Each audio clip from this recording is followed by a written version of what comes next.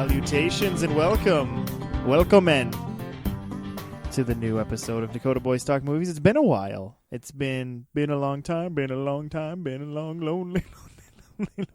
Yes, Chris. Good Lord, I can't even remember his name. What was the Weathermeister from those old cartoons? The Jack Frost. Yes, Jack Frost decided to let up on us. He was nipping at our nose for a while, as the song goes to say, but he finally relented. And between weather and just life, it's just been a while for us to come together and make this happen. But we are again, and we are going to be doing a review of Rogue One, a Star Wars story, and kind of our thoughts on that. And that's the first diving into this vast ocean of Star Wars universe and the things they're going to do with it outside of the main Skywalker stories. And so, yeah, we'll talk about that. But first, we wanted to we'll talk about some movie news. There were lately has been a lot of new trailers coming out, things coming up that people are excited about. Two in the past couple of weeks that are ones I was really excited about and interested in where they were going to go. Were War for the Planet of the Apes, War for the Planet of the Apes, is that what it's called? Yeah, I think that's what they're going with. It could change. It wouldn't be the first time they changed the title up on us. Yeah, they like to make these new ones long titled, but I'm okay with it because the past two have been surprisingly good.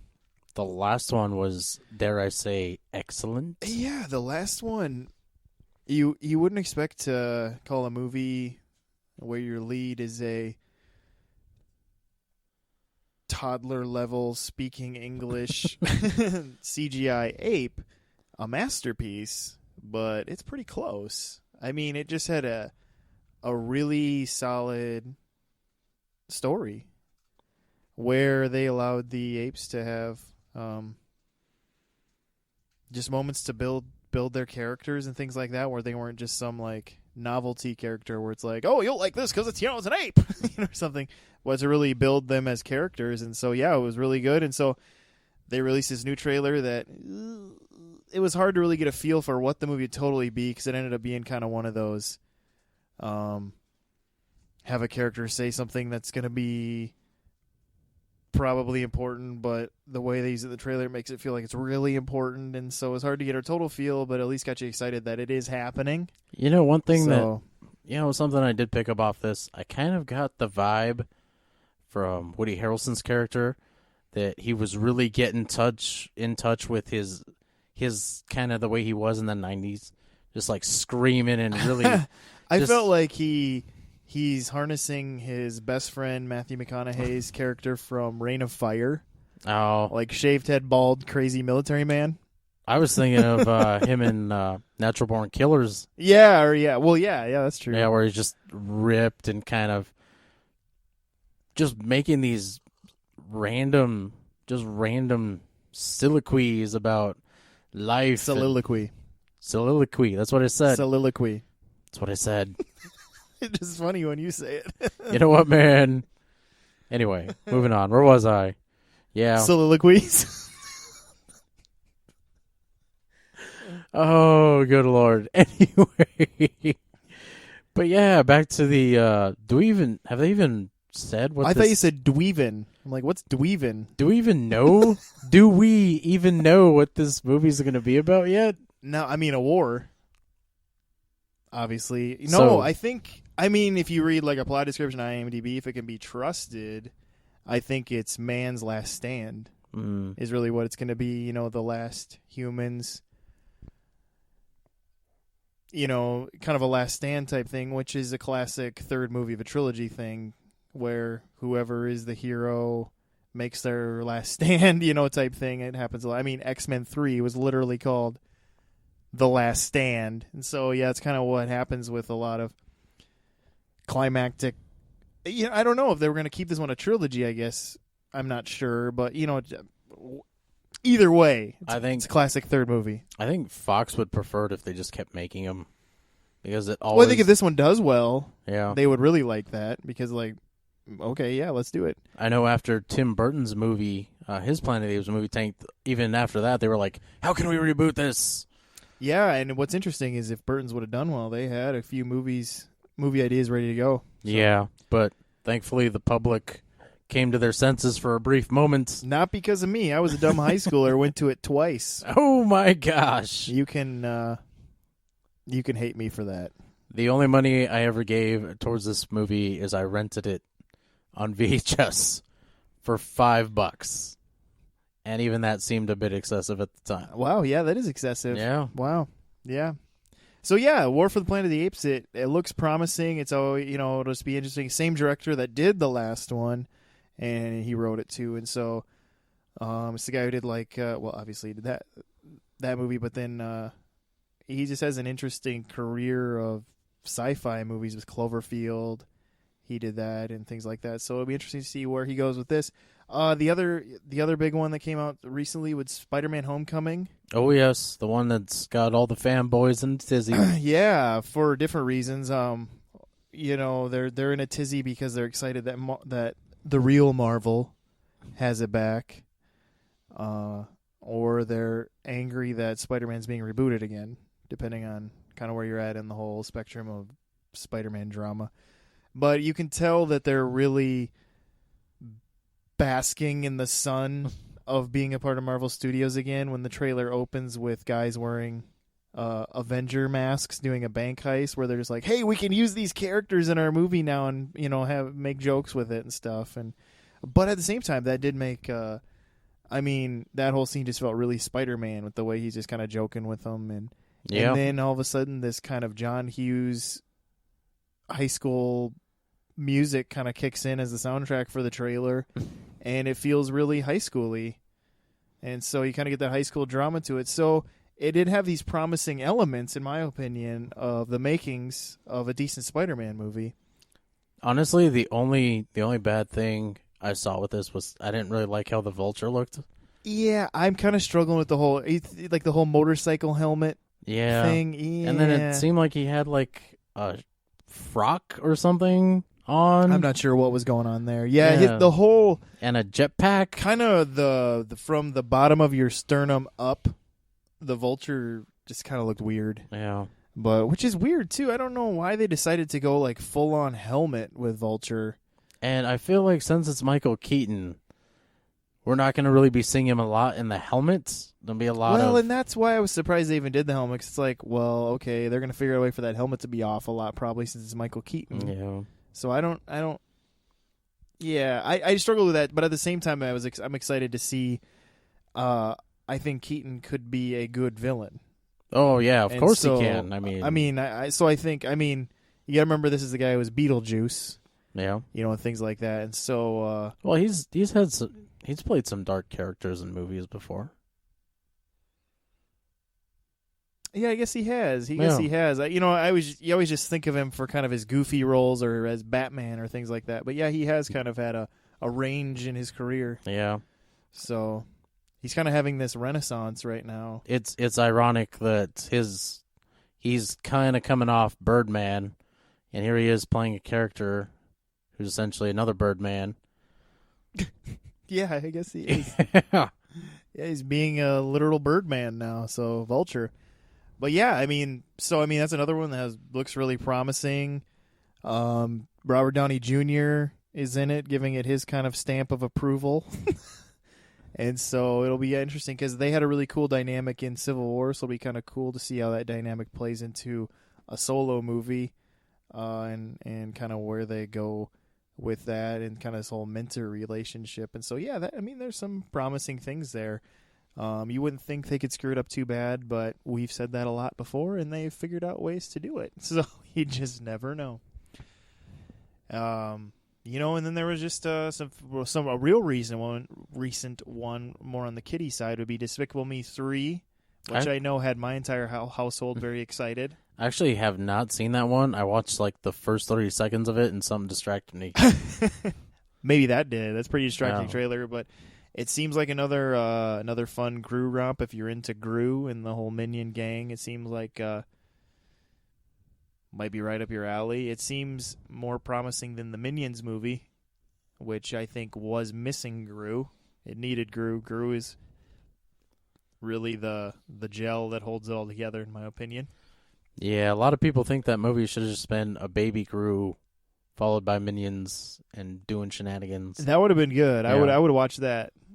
Although, would Steve Carell have done the baby Gru voice? Then I would have been on board. I think he did do, because Gru showed up at the end of it, didn't he? Yeah, like he did think- do the voice of yeah. like Kid Gru. So yeah, which was really funny, and that was easily the best moment. So, but yeah, there's just a lot of cool things coming out, and of course things that'll be coming out early next year, where thankfully the movie industry seems to be figuring out that we don't want every movie to be in May, June, and July, and Yeah. they're spreading decent movies throughout the whole year. Even some more coming to the end of this year that could be good. I know. So we'll I see could. what happens. I but- could think of a couple in March of all months that are going to be really big.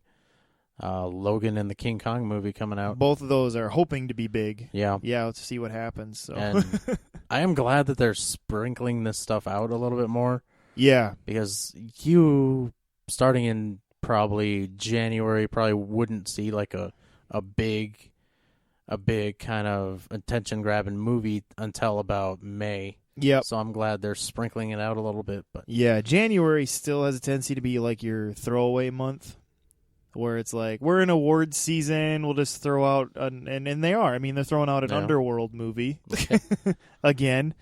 And so, yeah, just kind of funny. But we'll get back into Star Wars mode here. We're going to be talking about Rogue One tonight. But before we do that, going to kind of here for a little bit, just talk about the things coming with Star Wars. Obviously, something coming here next year would be Episode 8, and it seems like, well, first off, Dakota, I don't know if we've ever talked about this on the show. How do you feel about this whole one movie every year? One Star Wars movie every year. I actually am okay with it, and here's why. Okay. I grew up in a time, Long ago. in a town very far away from where I am now. Okay. And I just hated the fact that I felt like I was essentially that not just me, but the public was Star Wars deprived, because you had comics, video games coming out that were doing all this stuff with the Star Wars galaxy universe, Yeah. and Lucas, for some reason, was not really willing to put any of it on screen. He was always willing to make a video game, comic book, put out a book that dealt with these things, but he just didn't quite want to do the job of actually making a movie. And I think that's because maybe in his mind he felt he had to kind of just be there and kind of put it together by himself, which he didn't have to do. Right. He yeah. And- well, especially with, I mean, you see it in the prequels Yeah. where he really lone warriored it. Yeah, and I wish somebody had just told him, you don't have to do everything by yourself. He licensed out his, like I said, his properties to other media. Uh-huh. And he could have I know he wanted to do a couple shows, Yep. live action shows, more movies right before he sold to Disney. And I think he should have just kind of let other people step in, which is essentially what Disney's doing right now. And I'm kind of glad, because they're doing the Han Solo prequel movie here.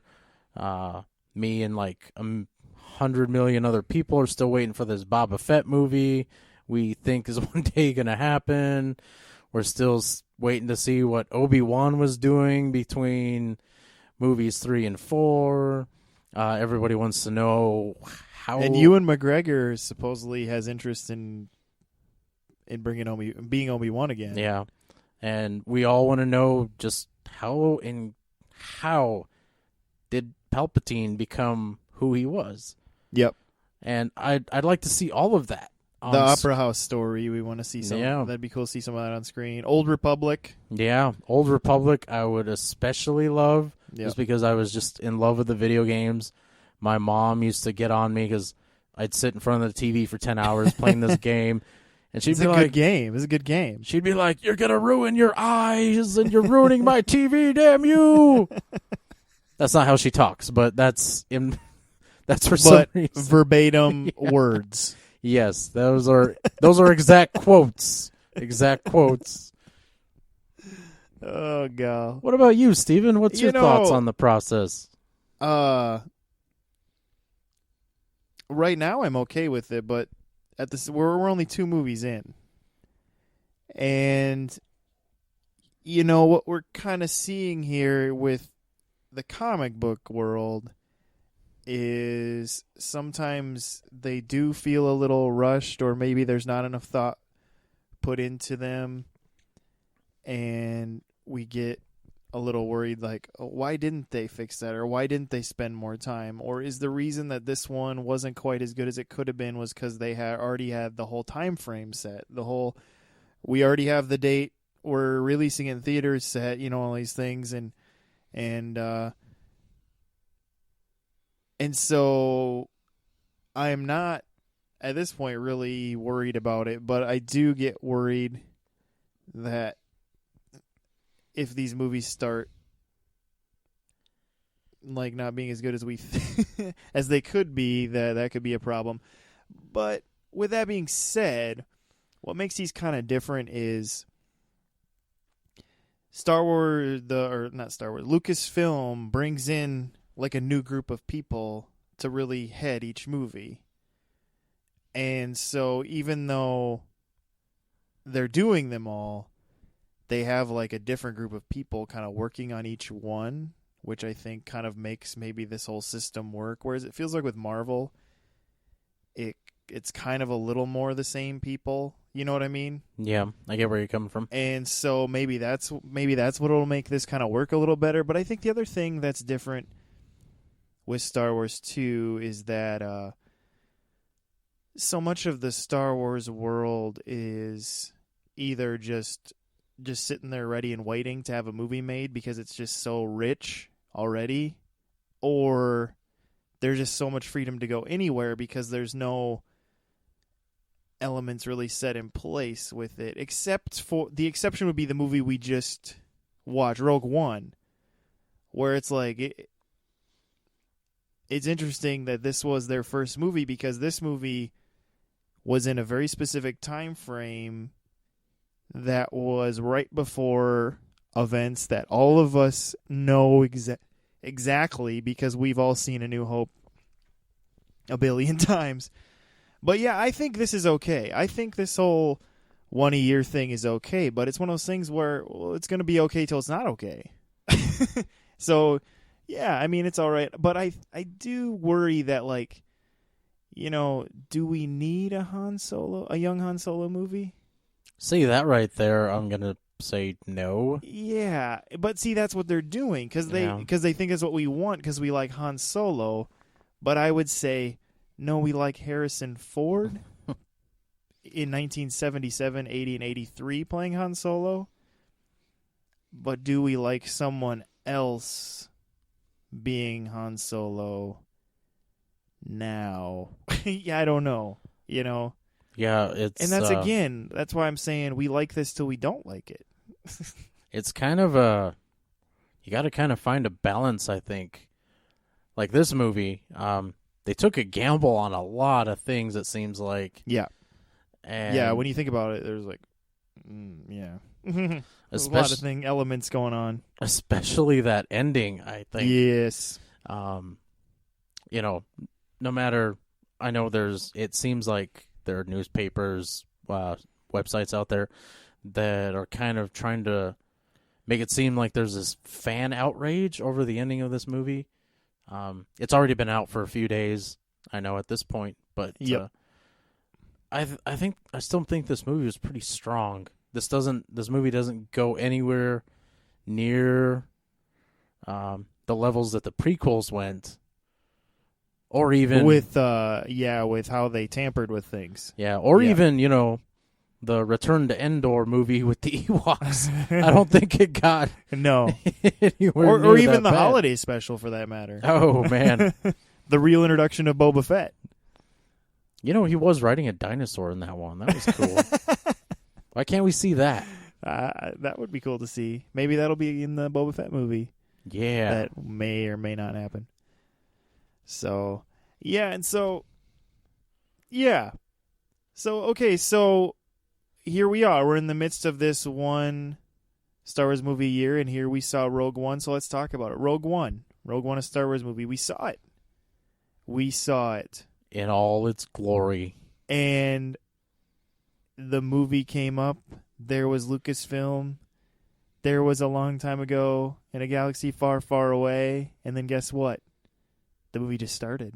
Yeah, that was a little surreal, wasn't it? That was strange. It was weird. I even knew it was coming, and it still was like, whoa, that was weird. You know, it's just weird to see a long time ago in a galaxy far, far away, and then just have like music just go, and it starts.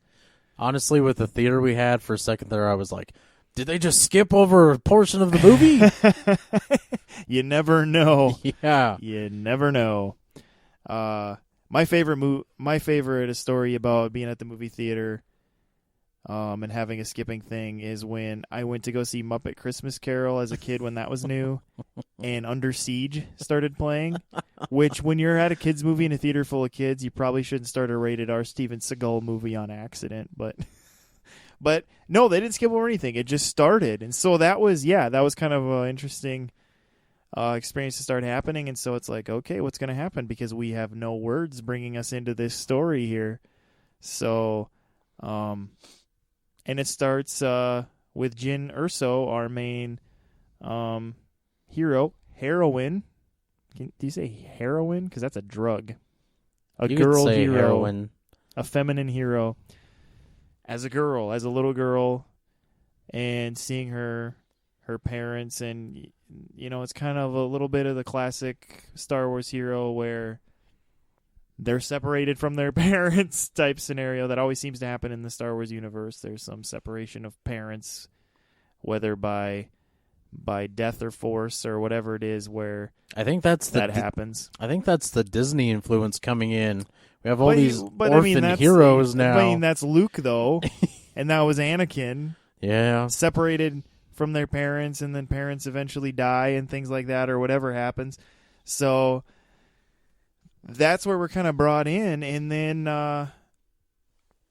when this movie starts, there is a lot of jumping from different places, where they had to throw up a lot of different places we were going. Yeah, I thought that was odd. They actually gave us like locations. Yeah, it almost felt like a Star Trek movie where it's putting up like where we are now on the screen. So yeah, we jumped around. I think the intro of this was a little bit too shaky, I feel, to really kind of get us prepared for what was about to go on. There's a huge chunk of Jyn Erso's life that they kind of just skip over. Like, even they were like, okay, that's going to be boring. We just got to skip ahead to where the story starts. Which is where I think, I understand their reasoning behind they want these to be understood as being like, yes, they're Star Wars movies, but they're not our flagship Star Wars movies. But I feel like maybe it kind of hurt it to not have something to bring us into the story.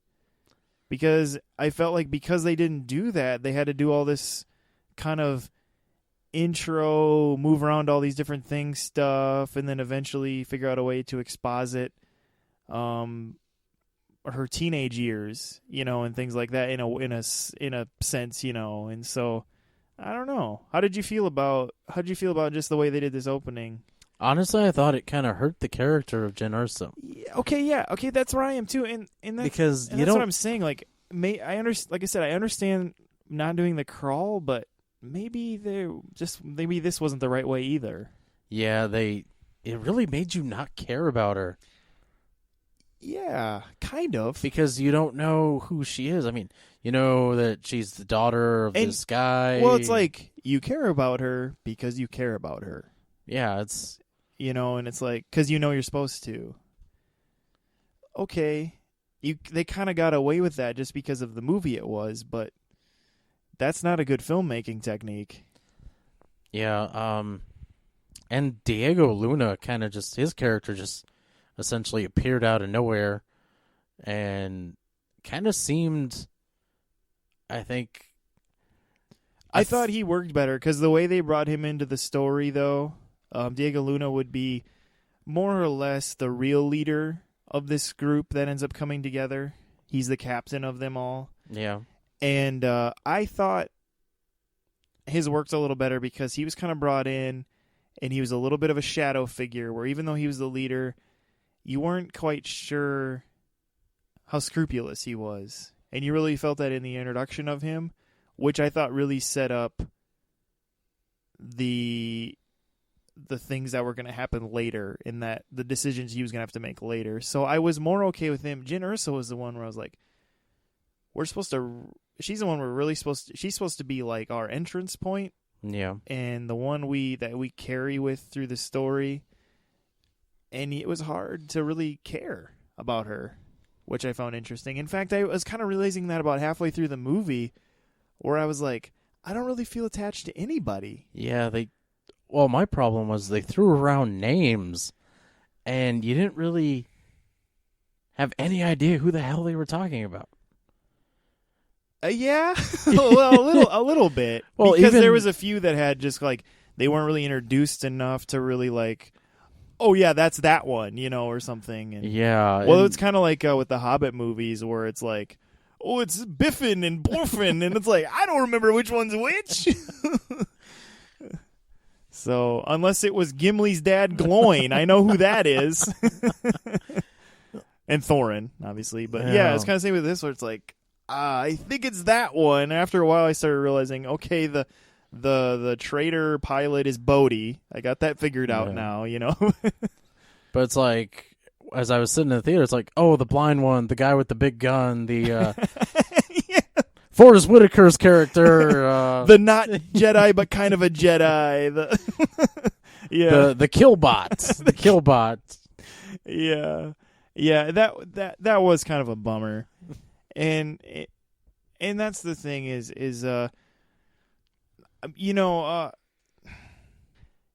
every Star Wars movie just kind of has that character you just gravitate towards somehow. Like with Force Awakens, there were kind of multiple ones. Obviously, everybody loved BB-8, BB-8. But at the same time, there's a lot of people gravitate toward Rey, or toward Poe, or toward Finn, or liked Kylo Ren and made a Twitter account called Emo Kylo Ren, and you remember their names and things like that. But in this one, I don't know if it was because there were just so many and they had to put them all together that it was just hard to like, or it ended up becoming like an Ocean's 11 scenario where there's just like so many of them, you just know that's the one that does this and that's the one that does that. You know what I mean? Yeah. So I don't know. But yeah, it was. And yeah, and there was a new droid in this one, K2SO, played by Alan Tudyk, which you know him if you saw him, and if you're a fan of Firefly, all I have to say is Alan Tudyk, and you know exactly who I'm talking about, because for people who love Firefly. So this is very true. And so people know who he is, but he's a really good. I mean, he's good in a lot of things, but he kind of was the Andy Serkis of this movie. He motion captured this droid and did the voice or whatever, and he was kind of the comic relief, which Dakota commented out. It seems like the droids have, starting with the prequels, probably more so. I mean, C-3PO and R2-D2 always kind of were, but they really became like the front and center comic relief kind of in the prequels. Yeah. And that's kind of what he ended up being. And I liked him. I liked K2SO, but I thought maybe they could have toned back a few of the jokes a little bit, where he could have been a little less smart alecky at times. I don't know how you felt about that, but yeah, I do find it odd that this he kind of was his own personality in a way, kind of like 3PO is his own personality, except his was kind of just, sarcastic a-hole. That's what he was going for. Yeah, yep. But what he was is he was an Imperial droid that was reprogrammed to be a part of the rebellion, but they were really taking a chance of him never getting shot because he still looked exactly like an Imperial droid with the Imperial symbols on his arms, and in fact, at one point, one of the droids that looks like him gets blown down, and he goes, "You knew that wasn't me, right?" And they're like, yeah," because it's like, it was kind of weird that there wasn't anything about him that really made you know it was him. Yeah, and so basically what this movie ends up becoming as it goes on is the story of getting the Death Star plans for the first Death Star from A New Hope. So this is like the events taking place immediately before A New Hope would start, kind of leading up to where Leia comes into the story and eventually Luke and the events of that movie. And so this sets up or kind of tells the story of the construction of the Death Star, who's involved in that, the politics of the Empire a little bit.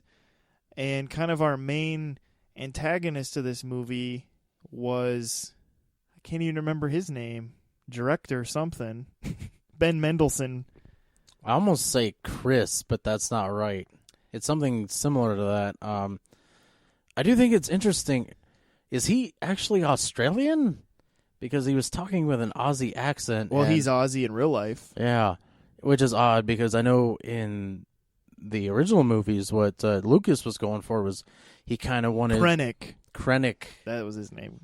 I know in the original movies it seemed like Lucas was going for his Imperials. He wanted them all kind of have that proper British accent, like apparently there was no Americans in the Imperial I don't know what you call it, Navy, military.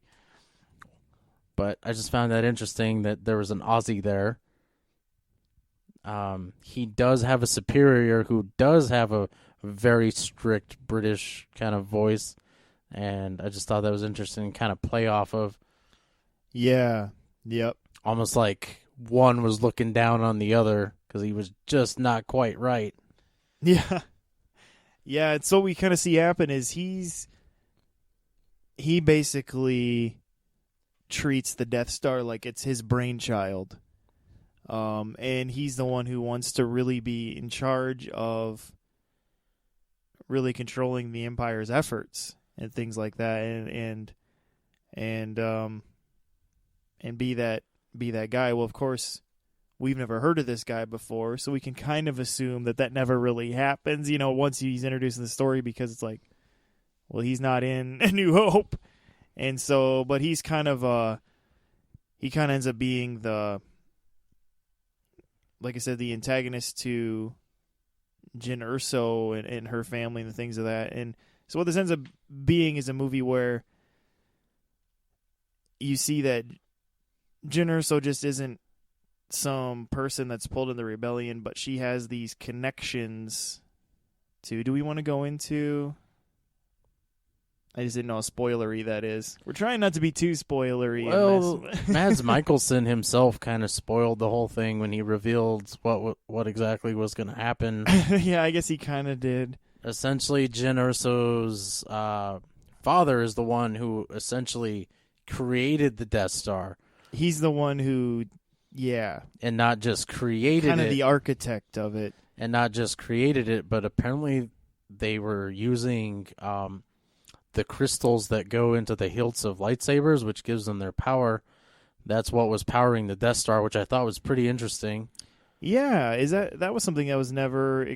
I mean, was it anywhere in the books before this, Star Wars books, about how the Death Star was powered by kyber crystals? No, which I thought was... This movie kind of brought something new to the table.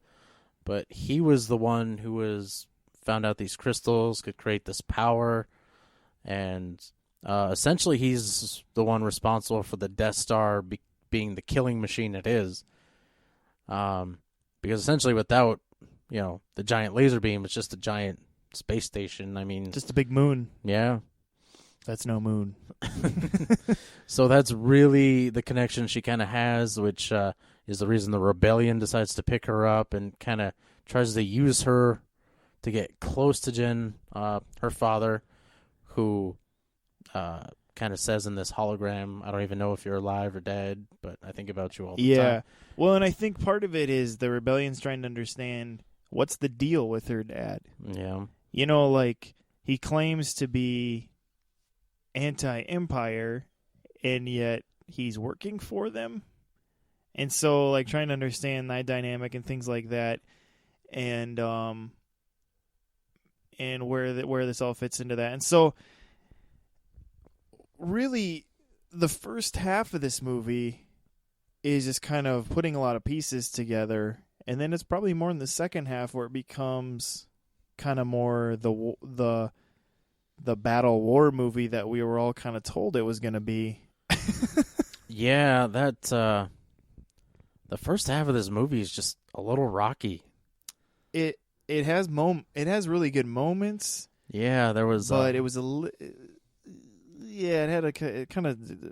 was struggled, and some of that was I was just worried about the guy who directed this movie. He just has never really proven himself to be Godzilla. He did Godzilla 2014, which I feel is kind of the same way. It's a lot of build up. You know, there's just like it just takes forever to get to anything, and that granted, Rogue One is a lot better and isn't quite as draggy as Godzilla 2014 can be at times, but it still had kind of that same problem in a different, not as serious sort of way. Yeah, I see what you're saying. Where it was like it had that same issue where it was like he just spent a little too much time kind of building things that he wouldn't have had to, and I don't know, or I don't know, he spent time on the wrong things. I guess I don't know how to say it. I guess I don't know how to put it into words exactly, but it was like, let's just say when it got to the second half, it was refreshingly better. I guess I'd put it that way. Well, it goes from, it really kicks into high gear and it doesn't let off even until the very end. I mean, yeah, right up till really the last frame. I mean, it gets pretty intense. I mean, I was kind of sitting on the edge of my seat, like saying to myself, I don't think any of these people are gonna make it, because it was a little too. The action in this movie, I brought it up to Steven, was pretty reminiscent of Saving Private Ryan. Sure, there weren't limbs flying off people and blood splatter, but it gets pretty harrowing. Yep. Well, and I know they kind of worded it as like a movie they were looking at as kind of a reference point was Black Hawk Down, where it's kind of like you have this small band kind of trapped in the middle of this, you know, where they're fishing a barrel at a point where it's like they're landed in the middle of this and they're just surrounded by the enemy, you know, and they have to kind of dig their way out and fulfill the mission. Is kind of where it ends up becoming. And so yeah, it just kind of ends up being kind of interesting. But let's get into, I don't know, how'd you feel about, I know we talked about it was hard to keep everybody straight, but as far as kind of the acting and the people who played the characters, how'd you feel about all of those things? I know we kind of touched on that a little bit, but you know, by the time that second half kicks in, I really don't think there's any weak spots in the movie that you can kind of point out. Everyone was doing a really solid job. I mean, even Alan Tudyk, who wasn't even technically in the movie, was doing a pretty decent job. And I thought this movie gave some really just kind of standout performances, which is something I didn't think. I'm not really familiar with Diego Luna, but even he was incredible. Yeah, I thought he did a really good job. Yep.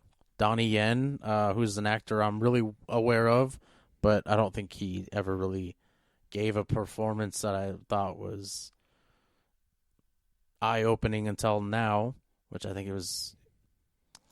find a little odd because this is probably the first role I saw him in where he wasn't so action-oriented.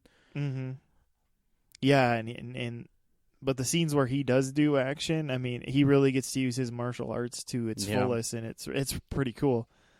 But yeah, and there was, I mean, even down to like some of the supporting cast, I thought everyone, I mean, as far as that, for who, for what they were trying to do and for who they were meant to portray, I thought everyone was really fitting in their roles and did a good job with it. Oh yeah.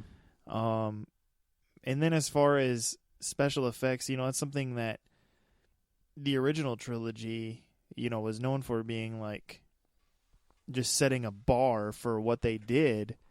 And then you come to the prequels, and the prequels got a little too cartoony in their CGI. And then Force Awakens kind of went back to let's use CGI as a tool instead of our main focus again. And I feel like that's kind of how this one hit too, where it was like CGI was more of a tool and not overpowering so much. Obviously the big difference between the two is they weren't using model ships.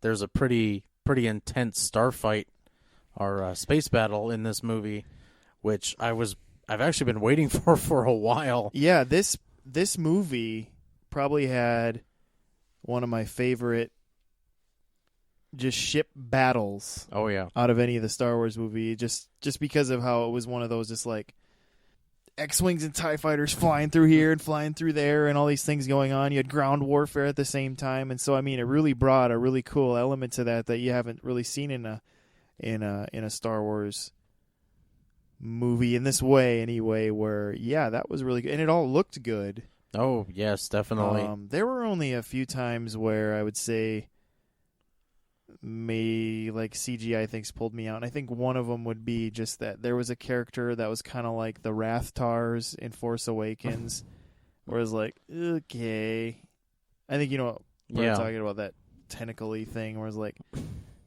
it is like look noticeably fake, and there's a few little things like that, but I thought for the most part it looked great, and there was a few shots that were like.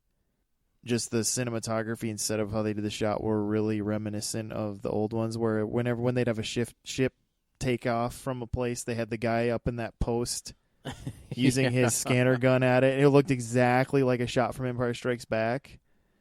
And so, I mean, there were some shots like that where it was just like just how that shot was fan service, let alone other little cameos and background things or dialogue that was said that was fan service. And let's just go there. How did you feel about the fan service in this film?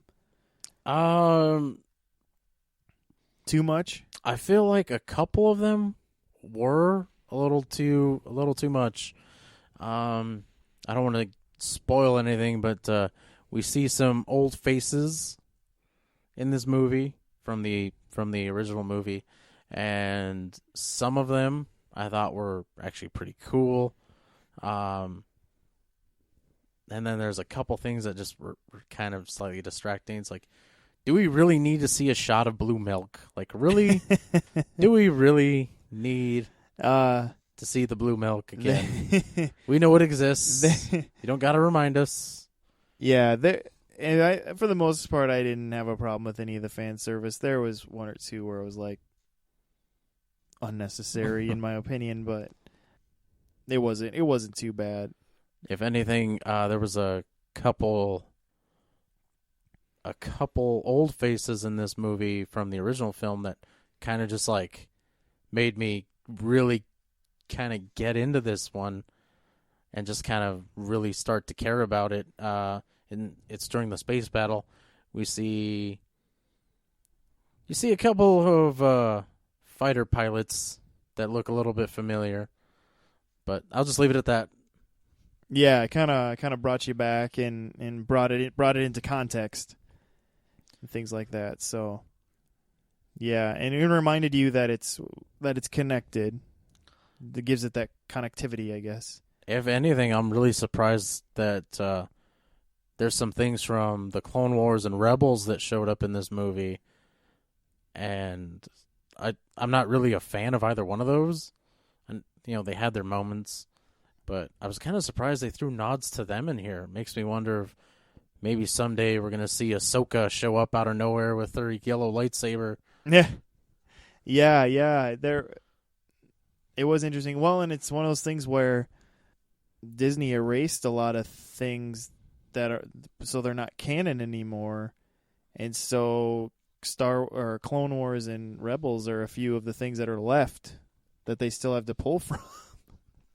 Because they wiped out a lot of those other books that guys are mad about. I'm sure where they're like, "Oh, my bookshelves are meaningless now." But it's up to you, man. You can let things be canon that maybe they don't think are canon. It's you can make up your own world. It's called your imagination. But yeah, so there were some nods to that. And so I mean, it wasn't excessive, but I don't know. There were some of those things you knew they did just to like get people excited, or hoping it would get people excited. It was like, well, okay. But yeah, and so I don't know. Overall, I thought the movie looked really good, and I thought everyone did a really good job. But the one thing I did struggle with was it took me a long time to really have this feel, or it took me a long time for this to really sink in that it actually was a Star Wars movie, even though you were seeing blips of the Death Star and an X-wing and Star Destroyers. It still was like, you know what? It was weird how that could happen. How you could see those things and yet it wasn't really totally like processing that it was a Star Wars movie. Yeah. And maybe some of it was that Force Awakens did spoil us, because it did have like Leia and Han Solo and Chewbacca were like all like literally in the movie, weren't cameos, but were like in the movie. And so maybe that's what made it so much easier for you to be like, okay, yeah, this is a Star Wars movie. Or was it just that this one just didn't, your stars weren't Jedi or soon to be Jedi? Is that what was making it feel so different? I don't know. Where were you at with that whole thing? Did this feel like a Star Wars movie the whole time to you? Like, or I know with me, I just, like I said, I struggled for a while. I don't know. I guess I didn't really assume it wasn't a Star Wars movie. And I think some of it was like, this wasn't meant to feel like a Star Wars movie, in a sense. Yeah, I think part of it was they were trying a lot of new things. Yeah, and that was the thing. It was just like a lot of I mean, there wasn't the whole screen wipes. Yeah. I mean, even those little things that just make it all feel so Star Wars-y weren't there. And so it just like you had to kind of like wrap your mind around this new concept, which was hard. Yeah, and I think part of it has to do with the fact that this is just a standalone movie. Yep. There's no sequel coming to it. I mean, if you want a sequel to it, you just watch A New Hope. That's it. And so in a sense it was a prequel. Yeah, I mean, but it's just I feel like they were more willing to try anything with this because obviously it's not going to be a trilogy in itself. Yeah, it's not going to be a whole series of movies. Although me and Steven were talking about it, if they really wanted to make a sequel to this movie, it would be how they get the plans for the second Death Star. Yeah. Yeah, that would be the sequel to this movie, I pretty guess. Much. Well, but what was interesting about this is that even though it was a standalone, it was connected enough where they still had to be careful with what they did and didn't do.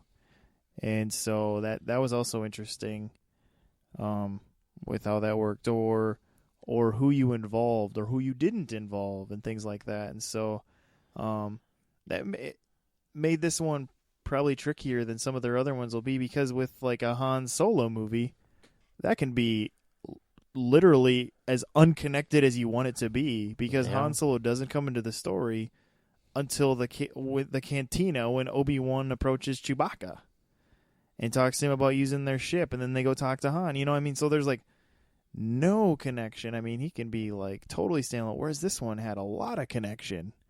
And so there was this. This was an interesting gamble of a movie that let's just get into it for.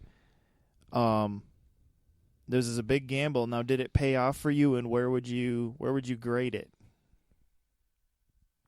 That's tough. I mean, if we're gonna grade it, I wouldn't give it, our usual kind of grade. I'd probably have to rate it against the other Star Wars movies. Okay. And Well, obviously, how many are there at this point? There's 8 of them. The bottom 3 are, of course, going to be the prequels, episode 1, 2, 3. The fourth one would probably... I know it's a little too soon to say it, but it would probably be this movie, followed by The Force Awakens, and then, of course, the first Star Wars, Return of the Jedi, and then at the very top, no surprise here, Empire Strikes Back. So you'd put this movie at like kind of 5th then, right under Force Awakens, but above the prequels? Yes. I'm not saying it comes anywhere near prequel territory, but I just don't feel I'm obviously going to probably watch this in a movie theater one more time. When it comes out on Blu-ray, I'll buy it. But it's not going to be one of those movies where I'm going to look back fondly on and be like, what a great movie. I have such fond memories of this movie. Let's sit around, brothers and sisters, and watch this movie. Yeah. I know what you mean. I think the fact that this is weird to say because, I mean, it's such an obvious Star Wars movie when you really think about it. But like I said, at the same time, it doesn't feel like one. But if you just take the story and the things that happen in it, what makes it better to me is the fact that it is a Star Wars movie. Whereas if it was the story he did, but let's just say it wasn't the Death Star, but it was, people working towards something else and it didn't have the Star Wars brand to it in any way, I don't think I'd be as forgiving to it. But I mean, obviously, it's the little things, Steven. But it's hard to look at it that way because it's, there was so many things to it that obviously made it be Star Wars. But that being said, I mean, all right, come on. Obviously, it's better than episodes 1, 2, and 3 for the most part in terms of liking it, wanting to watch it again, all those types of things. And so, I mean, it would be in the same place if we were right now, if I was to put it in a lineup of the movies, because I still would like, episodes 4, 5, 6, and 7 better and things like that. But I think this did show that there is promise in these anthology movies. And even though this did have a certain struggling with kind of getting off the ground, in my opinion, that it still had a lot of promise, and it still was fun, and still was good and watchable and things like that. And so it does kind of get me excited for what they'll do in the future. But at the same time, when this movie was over, I wasn't as amped as I was after episode 7. When episode 7 got over, I was just You're ready to go back into the theater. I was just elated. I was just ready to watch it again. Yeah, I remember. And I did, like 3 days later, I went and watched it again. But with this one, I didn't feel that same thing. Even though I liked it, it just wasn't that same level of excitement. And, say what you will about that. Is it because it didn't have Skywalkers as the leads? I don't know, maybe. Who knows? It's just, but I feel like that wasn't the problem. I think more of the problem was that there was just nobody I cared about. And it wasn't like I need a Skywalker to care about. It wasn't that. It was, I feel like this movie didn't set up anybody for me to care about. I wanted someone to care about, and I really struggled with caring about them. Yeah, this movie did. I was like, movie, give me someone to care about. I wanted it to give me someone to care about, and that's where I struggled with this movie. I think one of the things that would have helped this movie a little bit was this is the first Star Wars movie where we saw a flashback. Yeah. And I feel like maybe they should have utilized that a little bit more for Jen Ersa. Obviously, Diego Luna's character has a lot of demons following this guy. I feel like maybe he would have benefited from a flashback or two. I mean, if you're going to go there, you might as well keep going. Yeah. Give us a little more like detail. Like, how are these people the way they are? When we meet Jen Ersa, she's kind of closed off, doesn't give a crap. She's asked, how can you be okay with the Empire flag flying over the whole galaxy, and she kind of says, "Oh, it's not so bad if you don't ever look up." Mm-hmm. And it's like, how did she get that way? Like, yeah, where it's like, okay, that's a good line. yeah, it's a great line. It's a good. I mean, I really liked that line. I thought that was like, oh, that was a clever line, but it didn't mean much when you don't really know much about her, you know. So I don't know. That's what was tricky about this, because it was the same problem that Lucas ended up getting himself in with the prequels, where you just kind of didn't care about Anakin, and you should have. Yeah. You should have cared about Anakin, but you didn't, because you didn't. I don't know. There just wasn't enough there to really care about him, and part of it was maybe the actors that played him through the movies, but also some of it was just like, it just wasn't. The dialogue was clunky and not well. Whereas I would say this one didn't have clunky dialogue. It had better dialogue and things like that. But it was just like, I don't know. I think it was just one of those things where you were building too big of a group for this one event, and at the same time they were trying to juggle a little bit of this whole, how it still had to be connected to be, you know, how this was the Death Star that was in A New Hope and things like that, and so it was hard to like build these characters to what you needed him to be. Peter Jackson kind of got into that trouble too, where he started bringing in so many things to connect it to the Lord of the Rings. I keep bringing up the Hobbits. It's kind of funny, but where it kind of ended up hurting the Hobbit a little bit, you know, because it was like, why is this called the Hobbit? I feel like Bilbo is like taking the background and things like that, but it was tricky, but not bad. But I am excited for episode 8 next year.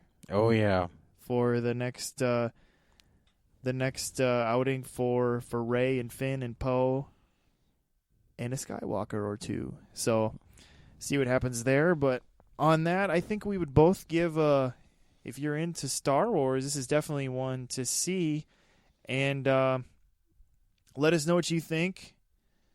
When you see it, you can let us know on Facebook or in the comments on YouTube or any places like that. And so we hope you are paying attention to us on those places, liking us on Facebook, subscribing to us on iTunes or Twitter, iTunes or YouTube, excuse me, and those places. And also, we're kind of on Stitcher, which is kind of an Android version of iTunes, and so you can look for us on Stitcher. I'm working on kind of getting that more finalized and worked out, but we are there. And so if you use Stitcher, look up Dakota Boys Talk Movies, and you can favorite our channel on there too if that's your thing. So yeah, again, let us know what you think about Star Wars. To let us know where we're wrong, what we missed, for why this movie was a complete masterpiece. I don't know. Maybe we did miss something. You never know. Or if you thought this was as bad as the prequels. Or, yeah, maybe you thought this movie was garbage and we were too nice. I don't know. You just never know. Tell us. Let us know. Let us know your thoughts. You can always, too, just let us know something you'd maybe like us to bring up or review or things like that. We have a couple reviews we want to do here soon, and probably a couple of them will be video ones again. So, unlike this one, which is just audio. And so all those things are coming. But I think with that, we'll wrap this up. So this is Steven. And this is Dakota. We'll see you later.